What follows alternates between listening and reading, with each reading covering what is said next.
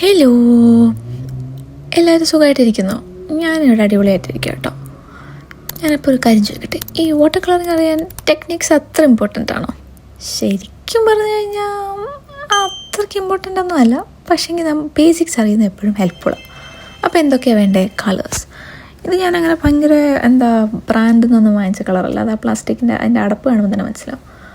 പക്ഷേങ്കിൽ ഒരു basic start ചെയ്യാൻ ഇതൊക്കെ പറഞ്ഞാൽ മതി. ഇനി എന്തൊക്കെ വാട്ടർ കളേഴ്സ് ഉണ്ടെന്ന് ചോദിച്ചു കഴിഞ്ഞാൽ കേക്ക്സ് ഉണ്ട്, പാൻസ് ഉണ്ട്, ട്യൂബ്സ് ഉണ്ട്, പിന്നെ പെൻസിൽ കളേഴ്സ് ഉണ്ട്.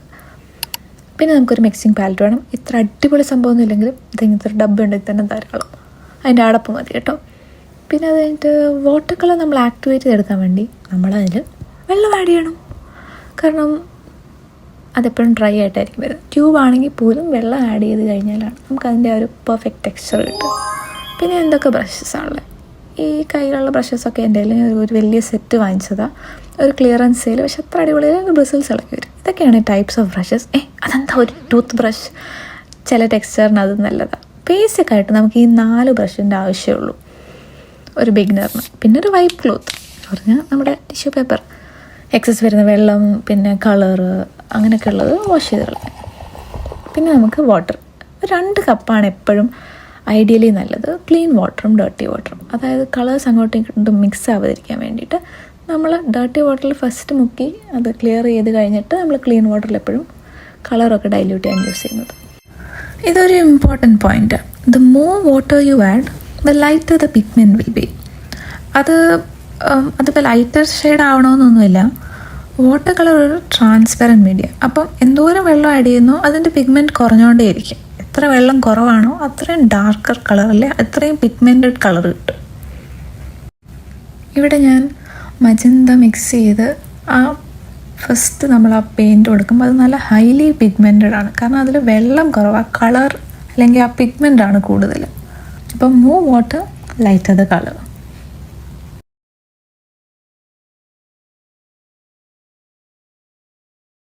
യൂഷ്വലി വൈറ്റ് ആഡ് ചെയ്യുമ്പോഴല്ലേ ലൈറ്റർ ആവുന്നത്. അയ്യോ, വൈറ്റിൽ ഇപ്പം മജന്തയായി. അപ്പോൾ അതെങ്ങനെയാണ് റെക്ടിഫൈ ചെയ്തെടുക്കുന്നതെന്ന് കാണിച്ചു തരാം.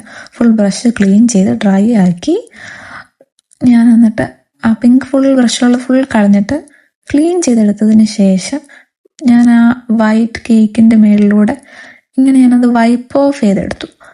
അങ്ങനെയാണ് കേട്ടോ ആ ഭാഗത്തെ ആ വൈറ്റ് നമുക്ക് ക്ലീൻ ആക്കി എടുക്കാൻ പറ്റുന്നത്.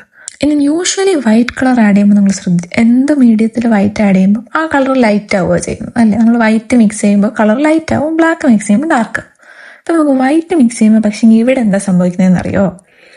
വൈറ്റ് മിക്സ് ചെയ്യുമ്പം ഇത് ഒരു ലൈറ്റർ വേർഷൻ ആവും, പക്ഷെങ്കിൽ നമ്മൾ വേറൊരു കളറിൻ്റെ പിഗ്മെൻറ്റും കൂടെ ആഡ് ചെയ്യുമല്ലേ. അപ്പം എന്താ പറ്റുക? ഒപ്പേക്കാവും കൂടുതൽ. അതിൻ്റെ ആ ഒരു ട്രാൻസ്പെറൻറ്റ് ഇത് കുറച്ചൊന്ന് കുറയും. അപ്പം വൈറ്റ് ആഡ് ചെയ്യും തോറും അതൊരു ഒപ്പേക്ക് ലൈറ്റാണ് ആവുന്നത്, അല്ലാതെ ലൈറ്റർ ഷെയ്ഡ് അല്ലെങ്കിൽ ഒരു പിഗ്മെന്റ് കുറഞ്ഞ കളറായിട്ടല്ല മാറുന്നത്. സിമിലർലി ബ്ലാക്ക് ആഡ് ചെയ്യുമ്പോൾ നിങ്ങൾ ശ്രദ്ധിക്കണം കേട്ടോ. ഇപ്പം ഞാൻ വൈറ്റ് ചെയ്തിട്ട് കാണിക്കാം. ഇതിൽ എന്തോരം വിസിബിൾ ആയിരിക്കും അതെന്ന് അറിയില്ല. നിങ്ങൾക്കും ഇത് വർക്കൗട്ട് ചെയ്ത് നോക്കാം കേട്ടോ. കളറിൽ വെള്ളം കുറച്ചിട്ട് വെള്ളം കൂട്ടിയിട്ടും പിന്നെ അതുപോലെ വൈറ്റ് ആഡ് ചെയ്തിട്ടും ബ്ലാക്ക് ആഡ് ചെയ്തിട്ടും ഉള്ള വ്യത്യാസം. കുറച്ചും കൂടെ തിക്കാവുക കളർ വൈറ്റ് ആഡ് ചെയ്യുമ്പോൾ. പക്ഷെ നമ്മൾ മറ്റ് കളർ മീഡിയംസ് നോക്കുകയാണെങ്കിൽ ഞാൻ പറഞ്ഞില്ലേ, white gives you A lighter version. പക്ഷെ വാട്ടർ കളറിൽ it makes your colour more opaque. കുറച്ച് ലൈറ്ററായി തോന്നും, പക്ഷെ അതൊരു കൈൻഡ് ഓഫ് പേസ്റ്റൽ ഷെയ്ഡാണ് തരുന്നത്. പക്ഷെ ബ്ലാക്ക് ആഡ് ചെയ്യുമ്പോൾ ഒരു ഡാർക്കർ കളറിൽ ആക്ച്വലി തരുന്നത് ഒരു ഡള്ളർ വേർഷനാണ് തരുന്നത്. ആദ്യം അടിച്ച ആ മജന്ത കളറും ഇപ്പം അടിച്ച മജന്തയും തമ്മിലുള്ള വ്യത്യാസമില്ലേ. ബ്ലാക്ക് ആഡ് ചെയ്യും തോറും അതിൻ്റെ പിഗ്മെൻറ്റ് അത് ഡാർക്കർ ആവുമല്ല, ആക്ച്വലി അത് ഡള്ളർ ആവുക. ഇപ്പം ഞാൻ ഫുൾ മജന്ത മാത്രം അടിച്ചതും ബ്ലാക്ക് ആഡ് ചെയ്തതും തമ്മിലുള്ള വ്യത്യാസം മനസ്സിലായില്ലേ. Black gives you a more opaque, dull shade rather than a clean, dark shade of glow. നമ്മൾ എന്ത് മീഡിയം ആണ് യൂസ് ചെയ്യുന്നത്, ഇപ്പം വാട്ടർ കളറോ അല്ലെങ്കിൽ വേറെ എന്തെങ്കിലും സാധനം പഠിക്കുന്നതാണോ, പാട്ട് പഠിക്കുകയാണോ, the more you practice the better you get with it. Brush exercise നമ്മൾ ഒരിക്കലും ഒരു ബിഗിനർ ആയിട്ടൊന്നോ അല്ലെങ്കിൽ നമ്മൾ ഒത്തിരി നാളിന് ശേഷമാണ് വാട്ടർ കളറിങ് സ്റ്റാർട്ട് ചെയ്യുന്നത്, അപ്പോൾ നമ്മൾ ഒരിക്കലും ഈ ബ്രഷ് ടെക്നീക്സ് അല്ലെങ്കിൽ ബ്രഷ് എക്സസൈസസ് നമ്മളതൊരിക്കലും സ്കിപ്പ് ചെയ്യാൻ പാടില്ല. Do straight lines, small lines, slanting lines, basic stroke, circles. അങ്ങനെ this can help you build that brush control and it will help you get the natural flow. ഇപ്പം ഞാനിവിടെ ചെയ്തിരിക്കുന്ന ഇങ്ങനത്തെ കുറേ ടൈപ്പ് ഓഫ് പാറ്റേൺസ് നിങ്ങൾക്ക് ആക്ച്വലി ചെയ്യാം. ഇപ്പം നമുക്ക് ഇങ്ങനത്തെ ഒരു കളർ തന്നെ കണ്ട് ചെയ്യണമെന്നില്ല, പല കളർ കൊണ്ട് ചെയ്ത് നോക്കാം. നമുക്ക് കളേഴ്സ് മിക്സ് ചെയ്തിട്ട് ചെയ്ത് നോക്കാം. എങ്ങനെയാണ് ബ്രഷിൽ കളർ വരുന്നതെന്നും എത്ര എടുത്താൽ എത്ര കളർ വരും, എത്ര പ്രഷർ അപ്ലൈ ചെയ്താൽ എങ്ങനെയാണ് പേജിലോട്ട് അത് ട്രാൻസ്ഫർ ആവുന്നത്, അല്ലെങ്കിൽ പേപ്പറിലോട്ട് അത് എങ്ങനെയാണ് ട്രാൻസ്ഫർ ആവുന്നത്, അങ്ങനെ എല്ലാം നമ്മൾ എങ്ങനെ ബ്രഷ് പിടിക്കുമ്പോഴാണ് നമുക്ക് കംഫർട്ടബിൾ, അതെല്ലാം നമ്മൾ ഈ ബ്രഷ് എക്സസൈസസിലൂടെയാണ് പഠിക്കുന്നത്. ഇതുപോലത്തെ ഇങ്ങനെ കുറേ പാറ്റേൺസ് നിങ്ങൾക്ക് ആക്ച്വലി വർക്ക് ചെയ്തെടുക്കാം ആ ബ്രഷ് കൺട്രോൾ കിട്ടാൻ. പിന്നെ അടുത്തത് ഇമ്പോർട്ടൻ്റ് ആയിട്ടുള്ള സംഭവമാണ് സ്വാച്ച് കാർഡ്സ്. മിക്ക ബ്രാൻഡുകളിലും ഈ സ്വാച്ച് കാർഡ്സ് അവർ അതിൽ പ്രൊവൈഡ് ചെയ്യും. നമ്മൾ ആ ഡെസിഗ്നേറ്റഡ് സ്പേസിൽ ആ കളർ നമ്മളിങ്ങനെ സ്വാച്ച് ചെയ്ത് കൊടുക്കുക. നമ്മൾ ഈ ലിപ്സ്റ്റിക്ക് പുതിയത് വാങ്ങിക്കുമ്പോൾ നമ്മൾ സ്വാച്ച് ചെയ്യില്ല, അതിൻ്റെ ഷെയ്ഡ് എങ്ങനെയാണെന്ന് അറിയാൻ. അതുപോലെ അപ്പോൾ ഞാൻ എങ്ങനെയാണ് സ്വാച്ചിങ് ചെയ്യേണ്ടതെന്ന് കാണിച്ചു തരാം കേട്ടോ. നമ്മളൊരു കളറ് ചൂസ് ചെയ്യുക, ഇങ്ങനെ ഓർഡറിൽ തന്നെ പോവുക, അധികം വെള്ളം ആഡ് ചെയ്യാതെ പതിയെ അതിങ്ങനെ സ്ട്രോക്ക് ചെയ്ത് കൊടുക്കുക. എന്നിട്ട് അത് ഡ്രാഗ് അലോങ് ദ പേജ്, ആ ഫ്ലോയിൽ ഇങ്ങനെ കുറയ്ക്കുക. അതിൻ്റെ പിഗ്മെൻറ്റ് കുറയും തോറും അത് ലൈറ്റർ ഷെയ്ഡിലോട്ട് മാറും.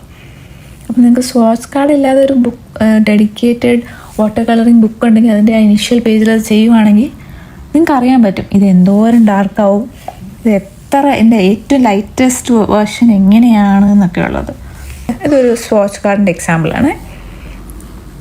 പിന്നെ ഇപ്പോൾ ഞാൻ സ്വാച്ച് കാർഡ് എത്ര ഇമ്പോർട്ടൻ്റ് ആണെന്ന് പറയാൻ കാര്യം എന്താണെന്ന് വെച്ച് കഴിഞ്ഞാൽ, സപ്പോസ് ഇപ്പോൾ ഇതിൽ തന്നെ ഒരു പലതരം ഗ്രീൻ കളറുണ്ട്. എനിക്കൊരു പർട്ടിക്കുലർ കളർ ഗ്രീനാണ് ഉദ്ദേശിച്ചത് എന്ന് ഞാൻ ട്രീക്ക് പെയിൻറ്റ് ചെയ്യാൻ, അല്ലെങ്കിൽ ലീഫ് പെയിൻറ്റ് ചെയ്യാൻ, അല്ലെങ്കിൽ എന്ത് പെയിൻറ്റിങ് ചെയ്യാൻ വേണ്ടിയിട്ടും ഞാനൊരു ഗ്രീനാണ് ഉദ്ദേശിച്ചത്.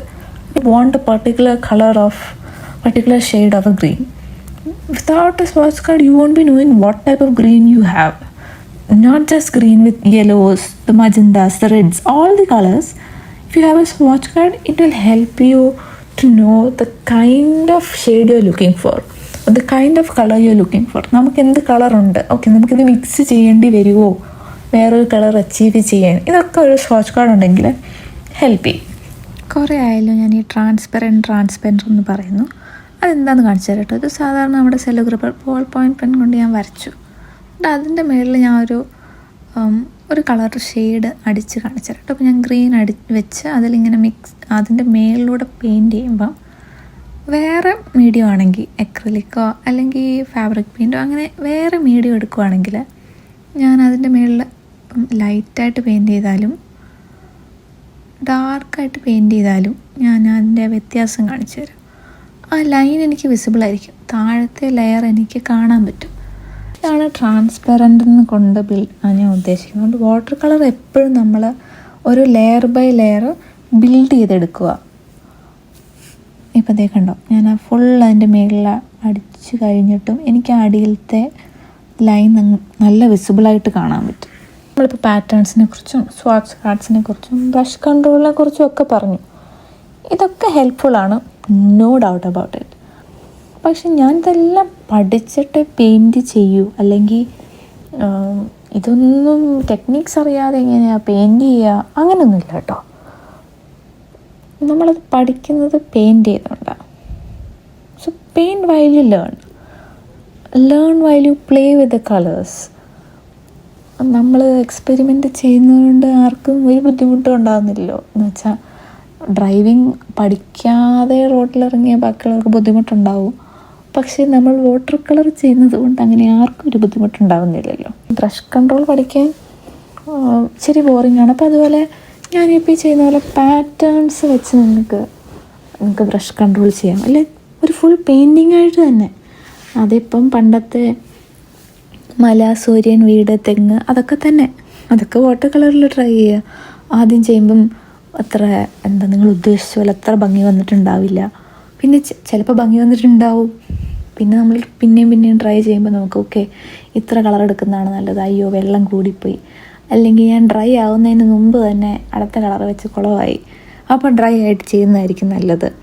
അല്ലെങ്കിൽ ഓക്കെ വെറ്റ് പെയിൻറ്റിൻ്റെ മുകളിൽ ഞാൻ വീണ്ടും വേറൊരു ഷെയ്ഡ് ചെയ്തപ്പോൾ എനിക്ക് ഇച്ചിരി കൂടെ ബെറ്റർ കിട്ടി. അങ്ങനെയൊക്കെ നിങ്ങൾക്ക് മനസ്സിലാവും. So techniques are important, but these aren't mandatory, but definitely helpful. So just pick up your brush, mess around, and enjoy the process. You will be impressed with yourself, promise. So paint while you learn, enjoy the process, learn while you play with the colors you have. The more you practice, the messier the strokes, the wrong colors, whatever, the more comfortable you get. That itself is a real technique.